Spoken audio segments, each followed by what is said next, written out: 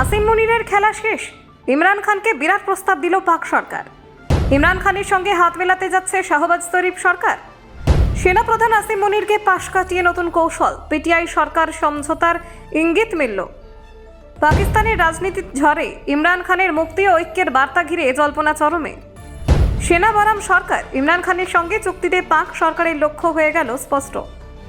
ইসলামাবাদে চুপচাপ আলোচনার জোর, রাজনৈতিক অচলাবস্থা কাটানোর নতুন পথ খুঁজছে। পাকিস্তানের রাজনৈতিক নাটকে নতুন মোড়, ইমরান খানের দলের সঙ্গে সরকারের সংলাপ। সেনা রাজনৈতিক ত্রিমুখী সমীকরণে উত্তেজনা চরমে। দেখুন, পাকিস্তানের রাজনীতিতে ফের বড়সড় সমীকরণ বদলের ইঙ্গিত মিলেছে। একসময় তীব্র বিরোধিতার আবহে এবার শাসক শিবির থেকে এগিয়ে আসছে আপোষের প্রস্তাব। জেলবন্দি প্রাক্তন প্রধানমন্ত্রী ইমরান খানের সঙ্গে সমঝোতার সম্ভাবনা ঘিরে নতুন করে জল্পনা ছড়িয়েছে ইসলামাবাদে। পাকিস্তান সরকারের তরফে আনুষ্ঠানিক ঘোষণা না এলেও রাজনৈতিক মহলে জোর চর্চা শুরু হয়েছে। খবর অনুযায়ী প্রধানমন্ত্রী শাহবাজ শরীফের ঘনিষ্ঠ মহল থেকে নাকি ইমরান খানের দলকে আলোচনায় বসার বার্তা দেওয়া হয়েছে। এতে স্পষ্ট, রাজনৈতিক অচলাবস্থা কাটাতে বিকল্প রাস্তা খুঁজছে সরকার। এই প্রেক্ষাপটে উঠে এসেছে শাহবাজ শরীফের উপদেষ্টা রানা সানাউল্লাহর নাম। পাক সংবাদ মাধ্যম ডনের প্রতিবেদন অনুযায়ী তিনি নাকি সরাসরি পিটিআই নেতাদের সঙ্গে যোগাযোগ করে একসঙ্গে কাজ করার প্রস্তাব দিয়েছেন। এমনকি তিনি 2006 সালে ডেমোক্রেসি চার্টার পুনরুজ্জীবিত করার কথা বলেছেন। ডেমোক্রেসি চার্টার 2006 ছিল পাকিস্তানের দুই প্রধান রাজনৈতিক শক্তির মধ্যে গণতন্ত্র রক্ষার এক ঐতিহাসিক চুক্তি। সেই ঐতিহাসিক চুক্তির মডেল সামনে এনে সানাউল্লাহ নাকি বলেছেন, গণতন্ত্রকে টিকিয়ে রাখতে হলে রাজনৈতিক দলগুলিকে ঐক্যবদ্ধ হতে হবে। তার বক্তব্যে স্পষ্ট ছিল, সংঘাতের বদলে সহযোগিতাই এখন সময়ের দাবি। সবচেয়ে তাৎপর্যপূর্ণ বিষয় হলো, ইমরান খানের মুক্তির প্রসঙ্গও নাকি আলোচনায় এসেছে।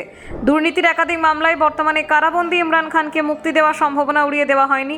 যদিও এই বিষয়ে সরকারিভাবে কিছু জানানো হয়নি, তবু এই ইঙ্গিতই রাজনীতিতে তোলপাড় ফেলেছে। রাজনৈতিক বিশ্লেষকদের একাংশের মতে, এই সমঝোতার প্রস্তাবের নেপথ্যে রয়েছে আরও বড় কৌশল। পাকিস্তানের ক্ষমতার কাঠামোয় সেনাবাহিনীর প্রভাব ঐতিহাসিকভাবে গুরুত্বপূর্ণ। বর্তমানে সেনাপ্রধান আসিম মুনিরকে অনেকেই দেশের প্রকৃত ক্ষমতার কেন্দ্র বলে মনে করেন। যদিও তিনি সামরিক প্রধান, ফিল্ড মার্শাল পদে উন্নীত হওয়ার পর মুনিরের প্রভাব আরও বেড়েছে বলেই মনে করছেন বিশেষজ্ঞরা।